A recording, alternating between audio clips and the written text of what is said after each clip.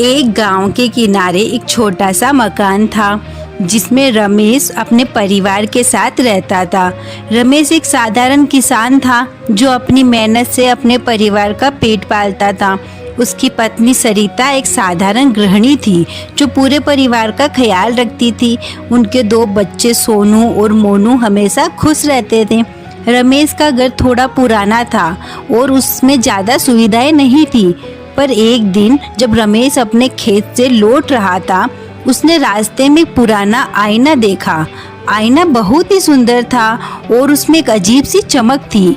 रमेश ने सोचा कि ये आईना उसके घर में अच्छा लगेगा, तो वह उसे अपने साथ घर ले आया। सरिता ने जब आईना देखा तो उसे बहुत ही अच्छा लगा। उन्होंने आईना अपने बैठक के कमरे में रख दिया। बच्चों को भी आईना देखकर बहुत खुशी हुई, पर जैसे ही शाम हुई उस आईने में एक अजीब सी चमक आने लगी। रमेश और सरिता थोड़ी हैरान हुए, पर उन्होंने सोचा कि शायद ये उनका भ्रम होगा। अगली सुबह जब रमेश और सरिता जागे तो उन्होंने देखा कि उनका पूरा घर पूरी तरह से साफ सुथरा था। रमेश और सरिता दोनों चौंक गए क्योंकि उन्हें याद आया उन्होंने रात में सफाई ही नहीं की थी। ये कैसे हो सकता है? बच्चे भी उठे और देखा कि उनके खिलौने खुद ही अपनी जगह पर रखे हुए थे। रमेश और सरिता ने सोचा कि ये जरूर इस आईने का कमाल है।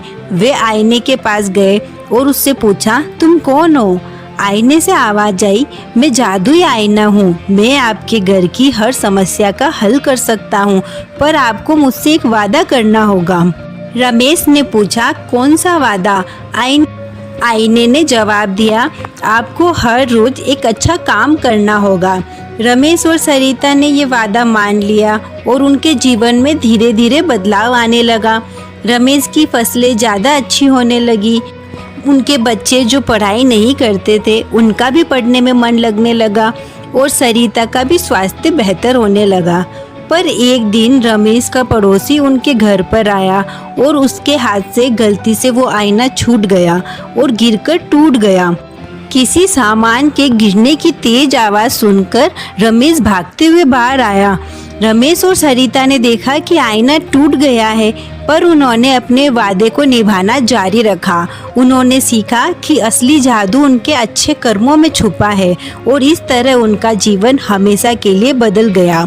इस कहानी से हमें शिक्षा मिलती है कि हमारे अच्छे कर्म ही हमारे जीवन को बेहतर बना सकते हैं। Thank you. लाइक कर दो, सब्सक्राइब कर दो।